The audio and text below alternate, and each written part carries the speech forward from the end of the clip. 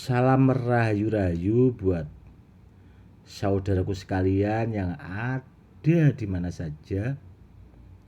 Saudaraku, kali ini saya akan menjawab pertanyaan dari saudara-saudara kita yang sudah banyak masuk ke WA,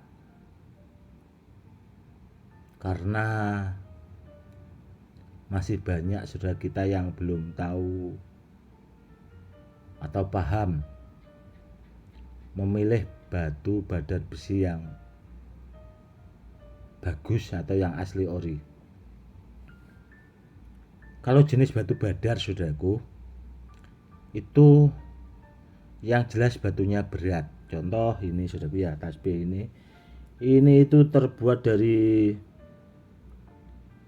campuran jenis batu badar karena ada munta besi Malwapati, badar besi Selonata, ada juga badar misik. Badar misik itu dari petilasan Sunan Alip, saudaraku. Itu di daerah Pati sini juga itu jarang orang yang tahu atau paham, karena ya rata-rata kalau yang jualan di YouTube itu cuma ikut-ikutan, saudaraku. Jadi ya asal mirip gitu aja lah. Jadi dia tidak tahu atau paham betul tentang apa ya batu yang dijual itu sendiri.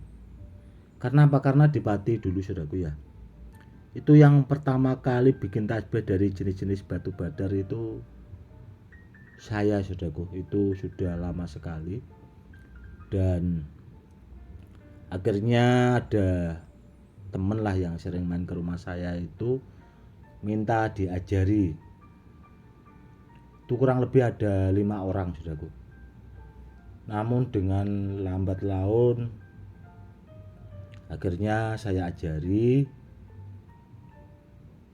dan ada juga yang kepengen belajar sampai cara mengaktifkan jenis batu badar, atau bahasanya pengen belajar ilmu pengaktif kodam, saudaraku.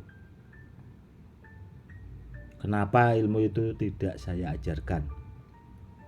Begini, saudaraku, ya, di Pati itu dulu sesudah saya itu ada 5, sampai sekarang orangnya masih, dan ada sebagian orang itu pernah saya uji coba, saudaraku, ya. Murid saya itu tak suruh ke sana. Waktu itu murid saya juga kepengen gelang jenis batu badar, dan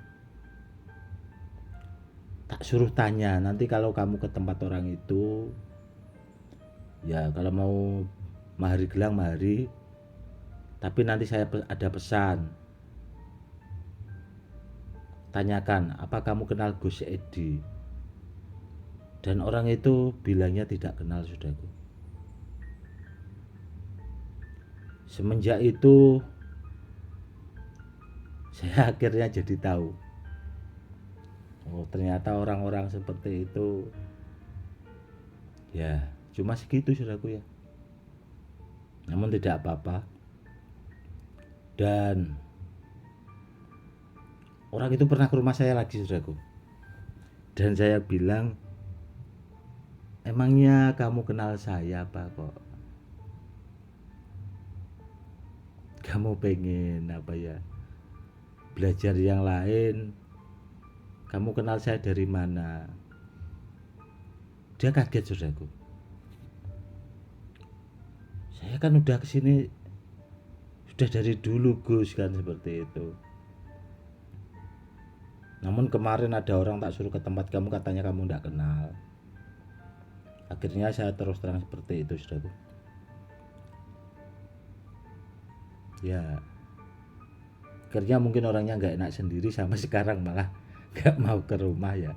Saya sebenarnya juga nggak enak, saudaraku, tapi yang jelas saya mengajarkan keilmuan itu sebenarnya ikhlas lahir batin.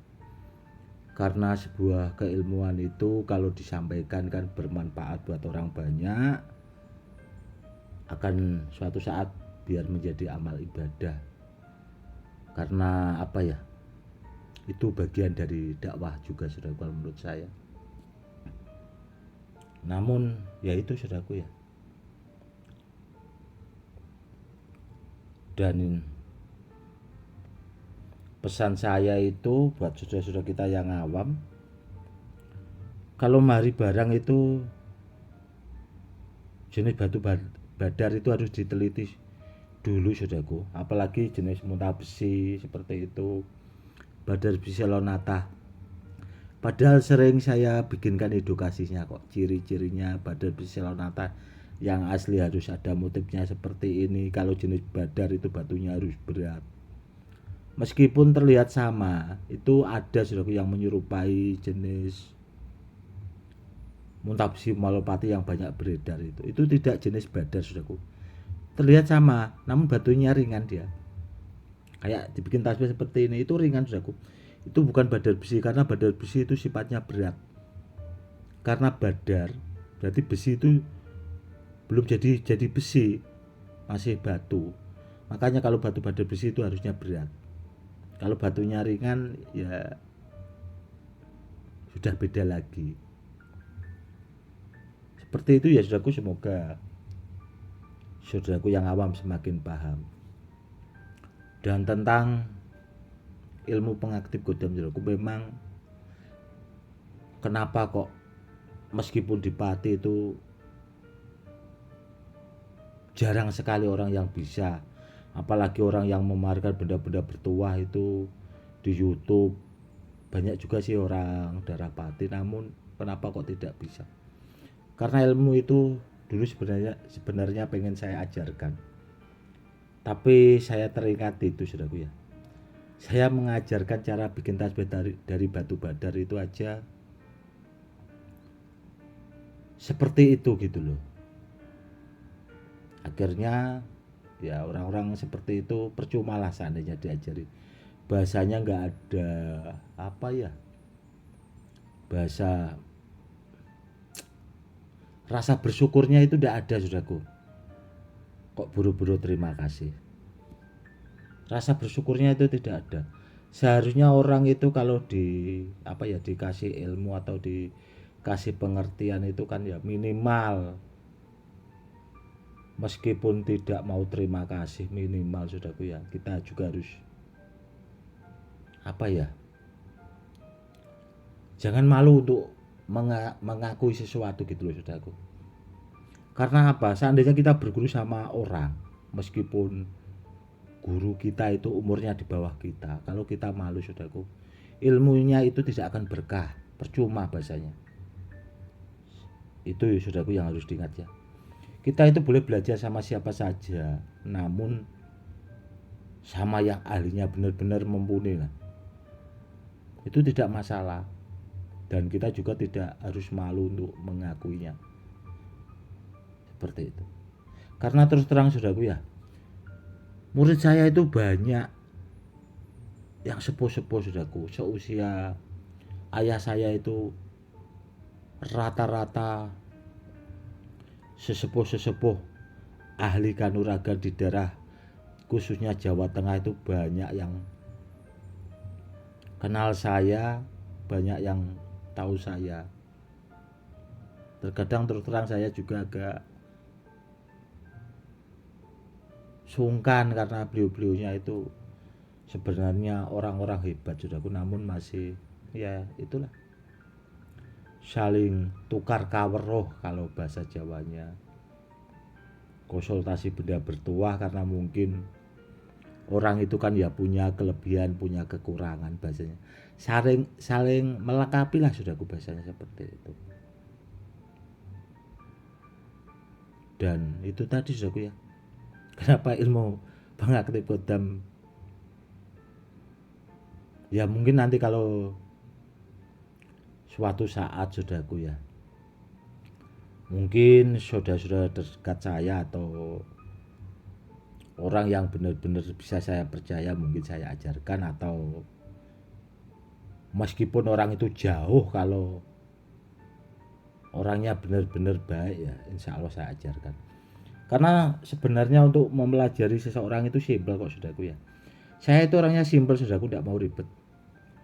Orang kalau kita kenal sekali orang itu baik, jujur, Saya punya keyakinan orang itu baik. Namun kalau orang itu kita kenal sekali, orang itu bahasanya udah mutar-mutar, yang ini yang itu, orang seperti itu kalau menurut saya nggak pas.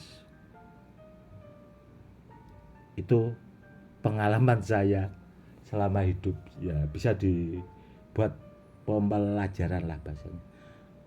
Dan selalu yakinlah kalau orang baik akan dipertemukan orang baik, seperti itu. Dan pertanyaannya kedua, saudaraku, ya, tentang minyak pengaktif kodam, apakah kalau dibuat mengaktifkan benda bertuah itu akan langsung aktif? Jawabannya langsung aktif, saudaraku. Namun kalau bendanya tidak bertuah, contoh benda tidak bertuah itu kan seperti kayak aksesoris, batu-batu akik biasa itu, saudaraku. Itu kalau pakai minyak pengaktif kodam itu tidak bisa, saudaraku. Bisanya pakai minyak pengisi kodam. Harus paham itu, nanti buat kedepannya akan saya bikinkan edukasinya untuk membedakan minyak pengaktif kodam sama minyak pengisi kodam. Kalau minyak pengisi kodam itu meskipun batu hias, batu apapun, kalau diolesi batu itu langsung bisa jadi bertuah, saudaraku, karena minyak itu khusus. Di samping itu minyak itu prosesnya lama, saudaraku, 3 tahun. Saya bikinnya itu 3 tahun. Dan minyak pengisi kodam biasanya itu pesanan sesepuh-sesepuh, jadi pesanan khusus, saudaraku. Jadi jarang saya saya upload lah bahasanya, atau saya bicarakan, kecuali orang-orang yang khusus atau orang yang memang dekat sama saya. Seperti itu, saudaraku.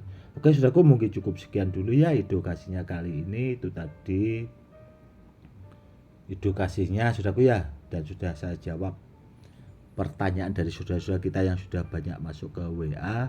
Semoga edukasi yang tidak seberapa ini lebih bermanfaat buat saudara-saudara kita yang awam. Selalulah tonton channel YouTube ini, saudaraku, ya. Dan saya banyak ucapkan terima kasih yang sudah mendukung channel YouTube ini, karena sudah dibantu subscribe-nya, saudaraku, ya. Karena subscribe itu cuma sekali kok, saudaraku, biar supaya saudaraku sekalian tidak ketinggalan kalau menonton channel YouTube ini. Setiap ada unggahan kan ada pemberitahuan, seperti itu. Oke, saudaraku, cukup sekian dulu. Salam rahayu-rahayu. Salam hormat, saya Gus Edi.